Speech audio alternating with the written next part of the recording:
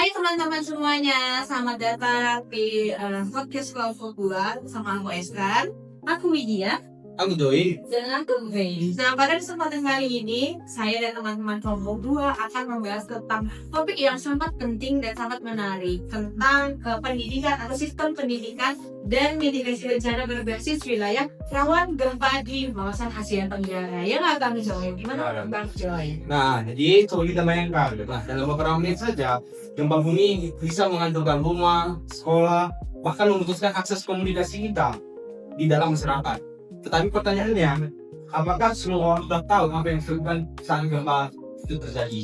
Kita tahu bahwa Asia Tenggara ini sendiri juga kan merupakan kawasan yang khusus rawan bencana nih akan gempa bumi, dan itu dikatakan karena berada di jalur pertemuan dari dunia. Nah, jadi nggak heran dong kalau negara seperti negara tadi, negara Indonesia dan juga Vietnam cukup sering mengalami gempa besar yang dampaknya bisa dirasakan oleh banyak masyarakat. Bagus sih pendapat kalian ya, saya setuju. Kalau menurut Grace gimana? Kalau pendapat Grace gimana? Aku juga setuju sama pendapatnya Widya yang bilang bahwa memang Asia Tenggara itu merupakan suatu kawasan yang cukup rawan bencana ya.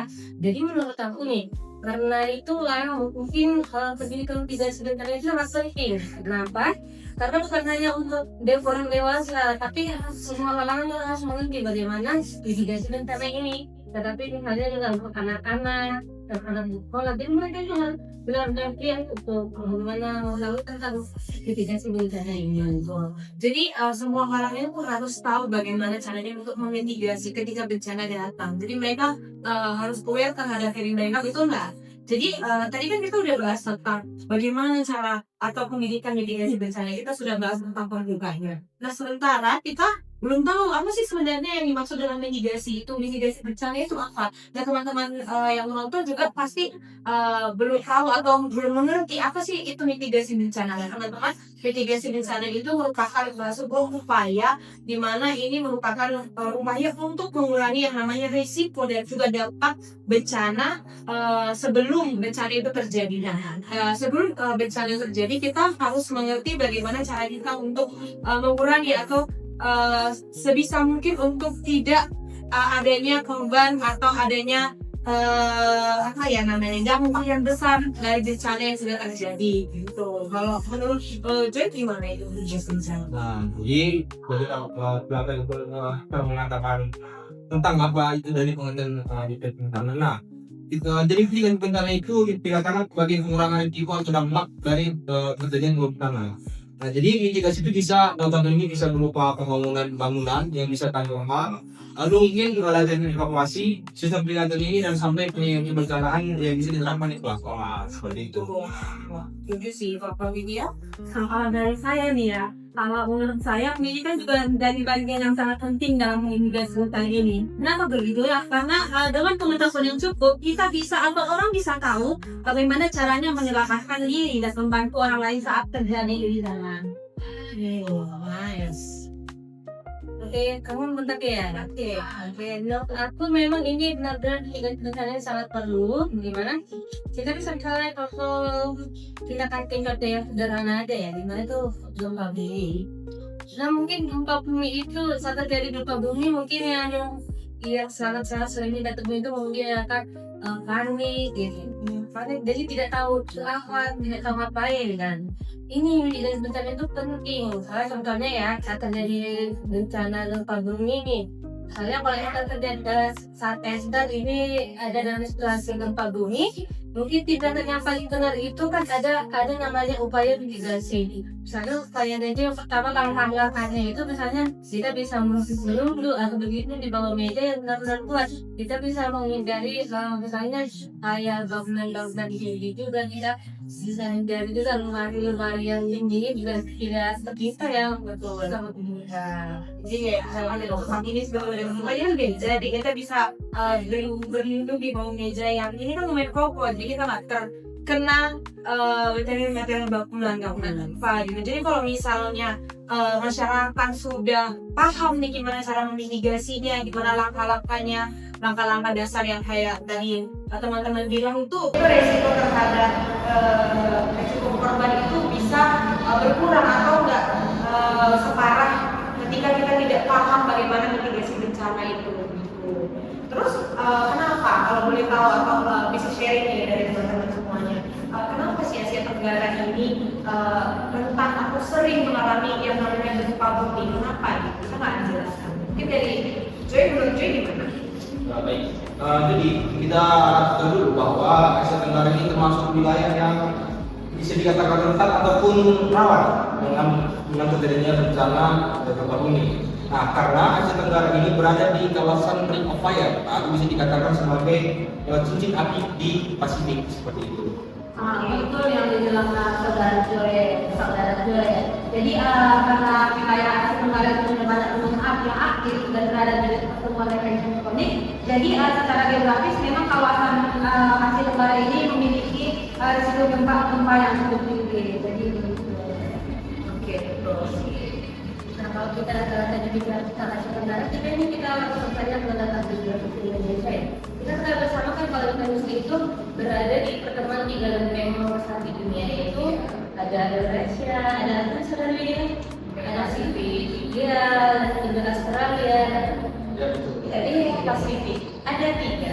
Nah, oleh karena itu mungkin karena kondisi geografis inilah yang menyebabkan atau yang memicu terjadinya bencana di negara di wilayah Indonesia, khususnya di Asia Tenggara mungkin ya. Jadi karena kondisi geografis itu sih yang menurut saya juga penting untuk kita sendiri tahu caranya bagaimana untuk kita memiliki kesiapsiagaan terhadap bencana. Jadi yang saya katakan sebenarnya seperti yang saya katakan tadi, ketika kita sudah memahami kondisi geografis di wilayah kita tahu kenapa rawan gempa dan kita harus siap untuk risiko-risiko yang memungkinkan terjadi. Jadi kita juga harus menamakan atau mempelajari bagaimana sih cara untuk mitigasi bencana supaya risiko itu nggak terlalu besar untuk lingkungan dan juga diri kita sendiri seperti itu ya.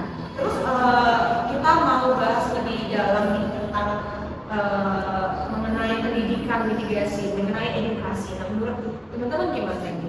Jadi menurut saya ini ya, kalau yang saya lihat salah satu masalah utamanya itu seperti kurangnya edukasi kebencanaan sejak dini. Betul. Jadi kalau kita lihat padahal kan kalau edukasi kebencanaan itu diajarkan sejak kecil, dari kecil masyarakat kan bisa jadi lebih siap dan tidak panik saat menghadapi gempa. Jadi mereka punya punya warningnya gitu ya. Jadi mereka punya bekal ketika sebuah bencana terjadi. Jadi mereka nggak terlalu yang heboh panik gitu ya. Terus sih, terus Menurut aku juga nih yang dengan tadi, kalau kita pakai kurikulum tentang mitigasi bencana di pelajaran geografi atau IPS itu, mungkin dia masih menerapkan pada teori saja kayak begitu. Kalau misalnya mitigasi bencana, saat terjadi bencana gempa bumi, kita harus apa? Terus bagaimana mitigasi bencana? Itu kayak kita diajarkan untuk tetap yang itu saja teorinya yang kita mengerti, kita paham. Tapi kan kita juga butuh praktik sekarang kan kita ketahui bahwa Indonesia itu memang rawan bencana. Bagaimana satu hari ketika terjadi bencana itu, misalnya nih anak-anak itu saat terjadi bencana tidak selalu pas bencana itu dia mengerti konsep, dia memiliki konsepnya.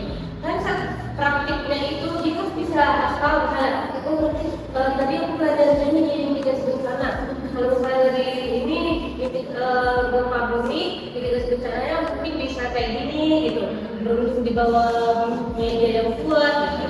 Bukan cuma kayak panik atau apa ya. Coba kalau ada tambahan. Nah, yang bisa saya sampaikan, jadi masalah yang bisa dijumpai di negara kita ini itu fasilitas yang belum memadai. Nah, di mana contoh? Mungkin sudah ada bangunan. Namun di dalam pembangunan dari bangunan ini itu belum adanya jalan evakuasi. Nah, mungkin jauh-jauh terjadi sebuah bencana gempa bumi. Nah, jadi mungkin ada beberapa orang yang ada di dalam bangunan itu, namun karena tidak ada jalur evakuasi, sehingga itu bisa memakan korban di dalam terjadi bencana itu. korban lebih banyak gitu. Terus kita bisa mengurangi korban jiwa karena adanya jalur evakuasi. Tapi kalau kita nggak paham mengenai jalur evakuasi, pastinya bakal lebih banyak korban jiwa. Terus juga kalau bisa saya tambahin nih, sebuah masyarakat itu nggak merata terhadap yang namanya akses ke informasi. Contohnya banyak masyarakat yang tidak update terhadap teknologi handphone gadget seperti itu. Jadi kan mereka mendapat informasinya itu lebih lama gitu. Jadi mereka lebih lama untuk memitigasi dirinya atau kata lainnya untuk menyelamatkan dirinya seperti itu. Jadi dari menurut saya nih, kalau yang paling simpel itu yang dimulai dari pendidikan. Kalau di Indonesia sendiri teman-teman, dari yang saya research ya, di Indonesia itu mereka sudah memasukkan yang namanya kurikulum untuk mitigasi bencana di geografi. Tapi kan yang seperti saudara Grace katakan tadi, belum semua teraplikasikan dengan baik, hanya teori saja. Kalau untuk praktiknya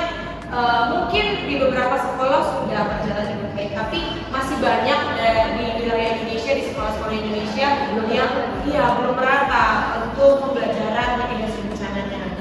Kalau di Filipina, mereka belajar dari bencana yang mereka alami. Di setiap sekolah itu wajib untuk yang namanya mata pelajaran ini ditambahin resilience untuk mereka mampu untuk mitigasi diri mereka sendiri ketika ada bencana. Kurikulum di Indonesia sudah ada, tapi yang menurut saya sih itu masih kurang ya. Kalau di sistem pendidikan di Indonesia, nah ngomong-ngomong soal pendidikan, sistem pendidikan mitigasi di Indonesia, teman-teman ada mungkin yang bisa sharing bagaimana atau tahu gimana sih sistem mitigasi atau sistem pendidikan mitigasi bencana di Indonesia? Boleh sharing gitu? Nah, mungkin jika mengatakan ya, jika bahas tentang sistem pendidikan mitigasi itu, yang mungkin di Indonesia ini sudah mulai menerapkan pendidikan mitigasi bencana di beberapa sekolah. Betul dong. Jadi kan di Indonesia ini sendiri sebenarnya sudah ada beberapa sekolah yang rutin melakukan simulasi gempa dan juga evaluasi latihan evakuasi. Tapi seperti yang dikatakan saudari Esther, belum semua merata, belum semua sekolah dilaksanakan.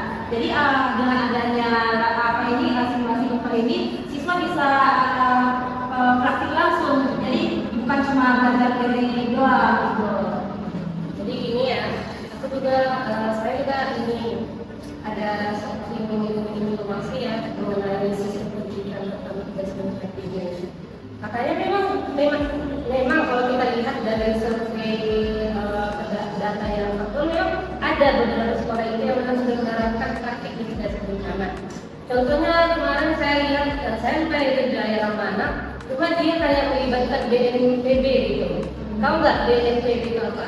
Penanggulangan bencana. Nah, dia itu kolaborasi gitu kan. Sekarang kan kita tahu BNPB itu kan merupakan badan nasional yang artinya itu merupakan satu organisasi pemerintahan lah ya, atau yang dimana yang mengatur tentang bagaimana nanti mitigasi bencana. Nah, ini perlu dilibatkan karena bukan hanya biar lebih melengkapi gitu dari konsep mitigasi bencana, bukan hanya teori saja, tapi bisa langsung mempraktikannya dalam kehidupan nyata.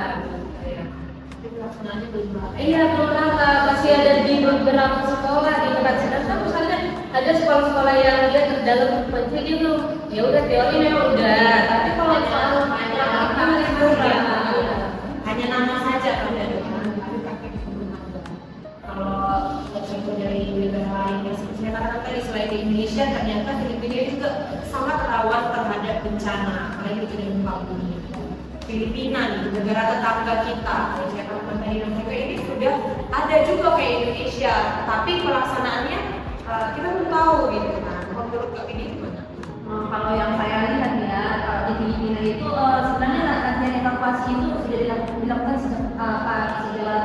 secara rutin. Bahkan siswa juga sudah diajarkan proses keselamatan sejak dini. Jadi itu supaya mereka lebih siap ketika terjadi gempa. Jadi mereka lebih sejak ini mereka sudah diajarkan, dan itu mungkin di sana itu pelatihan itu sudah simulasinya itu sudah merata gitu dibanding dengan Indonesia. Nah, yang harus tahu bahwa saya sedikit ada membaca ya dari negara Filipina ini, di mana pemerintah Filipina ini sudah memiliki program kesiapsiagaan komunitas, yang di mana di sini program kesiapsiagaan ini sudah berbasis komunitas, di mana masyarakat itu sudah memiliki komunitas yang berfokus kepada bagaimana kesiapsiagaan di dalam terjadinya suatu bencana. Kalau menurut aku memang kalau kita bandingin ya, ini bukan mau membandingkan peperangan, tapi kita bisa belajar dari negara yang memang dia sudah siap mitigasi bencana dari negara tetangga ya. Kita belajar belajar gitu, kita review bagaimana sebenarnya kalau kita pengen jadi negara mereka yang memang sudah siap dalam memitigasi bencana, kita harus belajar dong kan. Kita tahu di negara kita ini mempraktikannya seperti apa. Contoh yang baik. Iya, jadi kayak di ini ya tadi saudari Wina itu kan bilang bahwasannya di negara Filipina itu latihan atau praktik mitigasi bencana itu sudah ditanamkan atau sudah dipraktikkan dari sejak usia dini. Sementara kita, mohon maaf, kita rata-rata memang di Indonesia ini kita belajar mitigasi bencana mungkin dari SMP ya kan, SMP atau bahkan ada yang SMA. Nah, kita tahu bahwa mitigasi bencana itu kita pelajari dari SMP dan SMA itu kan hanya sekedar teori. Sementara di negara Filipina itu sejak dini. Coba kita bayangkan kalau kita membuat sistem pendidikan seperti itu di Indonesia. Mungkin bukan hanya orang dewasa yang mengerti bagaimana mitigasi bencana, tetapi anak-anak pun sudah mampu untuk melaksanakannya, sudah mampu untuk melakukan upaya mitigasi bencana. Jadi nggak ada tanggung jawab. Iya, Ini jadi tanggung jawab masyarakat. semua harus berperan gitu. Karena kita sudah tertera ya. Mereka menjalankannya sudah cukup baik sih. Nah, kalau di tadi kan saya bilang, jadi peran untuk mitigasi ini nggak cuma hanya pada sekolah juga, tapi masyarakat umum juga. Tapi yang paling penting dan paling umum dan yang paling besar tanggung jawab itu ya dari sekolah, karena kan ada pendidikan. Pendidikan yang paling sering kita dapatkan itu ya di sekolah, di fakultas masing-masing gitu. Jadi sekolah itu punya peran yang cukup besar untuk memberikan kita bagaimana cara kita untuk mitigasi bencana. Betul, jadi gini ya teman-teman. Jadi sekolah itu bukan hanya tempat kita belajar, tapi sekolah menjadi tempat untuk kita mengetahui segalanya, bukan segalanya. Tapi memang kita harus tahu, kita harus belajar ini itu apa, cara praktiknya apa. Jadi memang itu peran guru dan memang peran sekolah dan guru sangat penting di dalam konsep ini. Kenapa? Karena memang dia bisa mengajarkan kita bagaimana sebenarnya budaya, bagaimana kebiasaan baik kita untuk lebih mengerti atau lebih sadar lah ya untuk bagaimana mitigasi bencana dari kita sejak dini ya, bukan dari sejak kita dewasa ya. Nah, jadi dari berdasarkan KPS tadi, nah jadi guru itu tidak hanya mengajarkan teori dari mana, tapi juga harus mengajarkan bagaimana kita bisa menyelesaikan itu. Jadi contoh dari sebuah bencana, nah kita harus bagaimana? Kita harus dari guru itu harus mengajarkan kepada siswa itu, nah anak-anak jika terjadi sebuah gempa bumi, maka kita harus bagaimana jika terjadi sebuah bencana seperti itu. Jadi harus melakukan simulasi kayak kegiatan yang seolah-olah kita ada dalam situasi tersebut gitu ya, kayak latihan lah gitu. Secara berkala berkepanjangan. Jadi kalau cuma sekali ya mungkin mereka hanya ingatnya sekilas aja, kayak mengingat permanen di tempat di ingatan mereka. Jadi harus melakukan simulasi yang terus menerus sehingga mereka benar-benar mampu untuk melakukan hal tersebut. Itu nggak Pak Widya? Betul, Pak.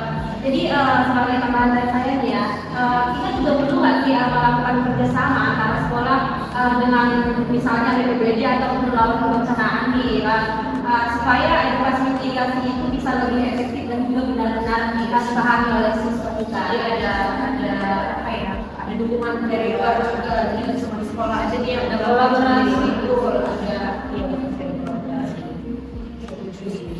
kalau dari sekolah kan tadi udah kita mau bahas tentang teknologi, karena kita kan udah semakin maju ya, kita udah berada di tahun 2006, zaman semakin maju, nggak yang kayak dulu lagi informasi tuh datangnya lama gitu. Sekarang kan dari gadget, walaupun semuanya bisa berkata, Apalagi sekarang yang apa-apa harus teknologi. betul, semuanya diupload ke media sosial, bahkan hal yang sangat penting sekalipun itu cepat tersebarnya dari media sosial. Dan kita mau tahu gimana teknologi dalam memitigasi atau melakukan mitigasi bencana.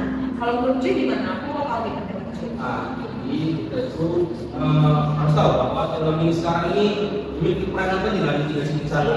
Nah, mungkin dari contoh penyebaran dari sebuah informasi di dalam terjadi bencana. Nah, mungkin dari si A di situ terjadi bencana. Nah, jadi untuk kita selanjutnya sudah bisa diberikan informasi dari teknologi ini. Terus juga kan sekarang udah makin berkembang ya aplikasi-aplikasi, terus aplikasi peringatan dini yang paling penting untuk mitigasi bencana. Jadi di handphone kita atau mungkin di perangkat-perangkat lain itu udah ada warning system atau sistem-sistem yang punya alarm. Contohnya kayak di Jepang nih. Di Jepang kan ada mereka dari sistem pemerintahannya memberikan sistem peringatan ini melalui teknologi dari handphone. Kalau misalnya terjadi di Jepang tuh kan sangat identik dengan sering terjadinya tsunami. Jadi mereka itu melakukan atau meluncurkan sebuah aplikasi untuk ketika nanti sudah terjadi tsunami, ada yang namanya alarm di handphone mereka masing-masing. Walaupun mereka nggak dalam keadaan online, nggak ada kuota, tapi aplikasi itu masih bisa berjalan, alarmnya masih bisa nyala kalau di negara Jepang. Jadi dengan perkembangan teknologi, dengan perkembangan aplikasi menurut saya ini sangat membantu ya memitigasi diri kita sendiri dan lingkungan kita juga. Itu sih kalau menurut saya. Saya juga betul yang dikatakan saudara itu tadi. Dengan adanya teknologi, penyebaran informasi itu kan jauh lebih cepat. Tapi kan benar saja masyarakat juga harus dibekali edukasi supaya tahu ya cara merespon informasi dengan tepat dan tidak mudah panik. Kan biasa itu kalau terjadi bencana nih, masyarakat langsung panik ini itu gitu. Terus menurut saya juga harus ada yang edukasi untuk menggunakan teknologi itu gimana jadinya praktek, apalagi dengan masyarakat yang ada di daerah seperti ini. Jadi kita harus kasih tahu mereka penggunaannya gini itu penting sih menurut saya.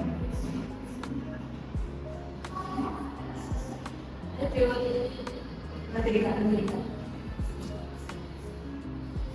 Ya, benar ya yang tadi teman-teman katakan bahwa memang teknologi itu sangat penting. Tapi apabila sangat penting, karena teknologi itu dibarengi dengan kualitas sumber daya manusianya. Nah, untuk membentuk sumber daya manusia yang berkualitas kan itu dengan pendidikan. Bagaimana kita misalnya untuk memberikan sebuah informasi, kita mengajarkan teknologi kepada orang awam yang memang dia tidak pernah menyentuh teknologi ini. Mungkin konsep mindsetnya itu kan masih kayak tradisional gitu, dia menolak adanya mungkin teknologi itu. Dan mungkin dia pasti berpikir teknologi ini cuma orang-orang itu aja yang tahu, kan udahlah gitu, terima bersih. Sementara mereka itu harus bisa, bukannya kayak pasrah aja gitu. Jadi harus memang teknologi ini harus ditekankan, tapi dibarengi dengan adanya edukasi atau pelatihan atau pendidikan. Jadi betul dong ya pendidikan itu sebagai fondasi awal bagi kita semua. Jadi mereka nggak cuma hanya kemudian pasrah aja gitu ya. Jadi mereka harus tahu dulu nih gimana. Jadi mereka nggak cuma yaudah bencana datang selamatkan apa yang diselamatkan, yang bisa diselamatkan. Jadi ada mitigasi di situ. Jadi kalau menurut saya nih, saya juga sangat setuju dengan apa yang dikatakan Agnes. Menurut opini saya pribadi, pendidikan mitigasi ini merupakan sebuah hal yang sangat penting nih, apalagi di daerah-daerah yang rawan atau rentan terhadap bencana, apalagi di Indonesia. Seperti tahun lalu itu baru saja terjadi bencana besar di Indonesia dan korbannya tuh banyak sekali gitu. Jadi mitigasinya ternyata terbukti bahwa mitigasinya belum sesempurna itu atau belum sebagus yang sudah disampaikan di teori-teori dalam sekolah gitu. Jadi pendidikan dalam mitigasi dalam sistem pendidikan itu menurut saya penting dan sangat penting untuk diterapkan dan dilakukan dan diajarkan kepada seluruh masyarakat Indonesia, apalagi kepada siswa-siswa yang masih sekolah. Itu sih menurut saya.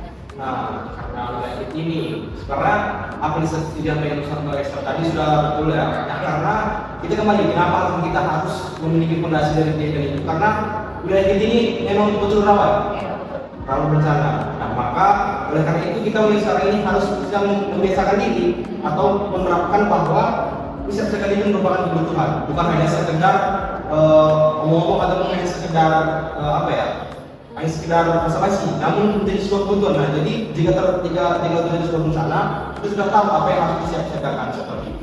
Jadi hal yang penting ya. Ya, Betul yang dikatakan saudara itu ya. Jadi menurut saya juga ya, sebenarnya simulasi dan praktik itu praktikasi itu jauh lebih efektif dibanding dengan hanya belajar teori saja. Nah, begitu ya, karena saat bencana terjadi yang dibutuhkan kan bukan cuma hafalan, tapi juga siapa tindakan. Kita harus bertindak saat itu juga. Jadi nggak cuma bengong ya.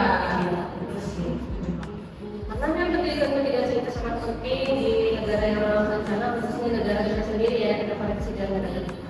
Nah, Indonesia. Kita ketahui bahwa di Indonesia itu sangat rawan bencana, oleh karena itu benar yang saudara berkatakan bahwa kesiapsiagaan saat ini merupakan sudah kebutuhan, bukan hanya dari kayak ya udah gitu aja gitu jalan-jalan gitu aja. Jadi menurut saya nih kan, untuk bisa mencapai tujuan pendidikan mitigasi yang baik dan benar dan terrealisasi gitu, harus butuh yang namanya kerjasama. Kemudian kerjasama antara masyarakat dan pemerintah. Misalnya kalau di sekolah nih, pemerintah bisa memberikan kayak bantuan fasilitas keselamatan saat terjadi bencana misalnya. Coba kalau saudari Esther, mungkin saudari fasilitas apa sih yang misalnya dibutuhkan oleh anak sekolah saat terjadi bencana? Kalau yang saya lihat sih di beberapa sekolah itu mereka ada kayak teman-teman pernah lihat nggak mereka bikin kayak papan seluncuran seperti seluncuran gitu untuk bukan tangga darurat juga sih. Jadi kalau pakai tangga kan kita agak lama agak capek juga. Nah ada yang namanya ya yang saya lihat sih seperti itu. Jadi mereka tinggal meluncur nyampe di bawah, apalagi yang dia dari lantai atas lantai 3 contohnya kan nggak, kalau dalam keadaan gempa contohnya kita kalau turun ke bawah ya pasti minyak juga gitu. Jadi yang pernah saya lihat sih mereka menggunakan atau membangun seluncuran supaya cepat sampai ke bawah gitu kalau saya lihat ya. Dan itu menurut saya bagus sih untuk dilakukan. Jadi dalam keadaan panik pun ya udah tinggal meluncur aja nyampe di lantai dari lantai 3 turun ke bawah gitu. Jadi nggak usah pakai tangga. Apalagi kan dalam keadaan darurat pasti orang bakal takut memakai lift kan, lift, eskalator pasti takut karena banyak risiko yang mungkin terjadi. Kalau tangga dari lantai 3 turun ke bawah pasti capek dan juga keburu makin parah gitu bencana dari gempanya. Itu sih menurut saya. Jadi mungkin pembahasan kita ini cukup sampai di sini ya teman-teman. Jadi mungkin menurut saya dari apa yang kita obrolin tadi penting banget atau penting dan krusial sekali yang namanya pendidikan mitigasi di apalagi di tempat kita atau di wilayah kita yang rawan atau rentan terhadap bencana. Jadi nggak cuma teori saja, tapi juga praktek dari di lapangan yang penting untuk dilakukan. Dan setiap masyarakat itu punya mitigasi yang cukup untuk diri mereka ketika bencana itu sudah terjadi seperti itu ya. Kalau menurut dari saya. Nah, jadi kalau menurut saya sendiri, jadi mitigasi itu bukan hanya pekerjaan pemerintah, bukan tanggung jawab oleh pemerintah karena ada di BNPB itu Badan Nasional Penanggulangan Bencana. Nah, jadi itu hanya kerjaan oleh pemerintah. Namun ini tanggung jawab kita bersama, tidak memandang semua kalangan. Jadi kita bersama-sama bagaimana memiliki kesiapsiagaan terhadap terjadinya sebuah bencana seperti itu. Tentunya dengan pendidikan mitigasi yang baik dan dilakukan secara rutin juga bisa nggak sih membuat masyarakat tentu terutama lebih baik siap menghadapi bencana dan bisa mengurangi resiko bencana. Dari teman-teman yang katakan tadi memang betul ya, mari kita mulai lebih peka lah ya, lebih peduli terhadap kesiapsiagaan terhadap mitigasi bencana ini. Karena kita ketahui kalau memang kita berangkat dari hal-hal sederhana saja, itu sudah dampaknya itu sudah sangat besar. Oleh karena itu kita harus mulai dari hal-hal sederhana dari mereka kecil dan sejak ini. Maka dewasa nanti kita tidak bingung, ini mau terjadi ini bagaimana? Mama panik. Nanti mitigasi bencananya sia-sia dong. Nah, itu kita mulai dari hal yang sederhana. Oke, cukup sekian aja ya. Jadi kita tahu banyak hal nih hari ini dari pembahasan singkat kita di sore hari ini. Kita makin paham gimana cara mitigasi, paham bagaimana pentingnya pendidikan mitigasi dalam setiap daerah yang memiliki kerentanan yang tinggi terhadap bencana. Oke, terima kasih ya untuk teman-teman semua yang sudah menonton dan teman-teman yang sudah saling sharing dalam perbincangan singkat kita pada hari ini. Akhir kata,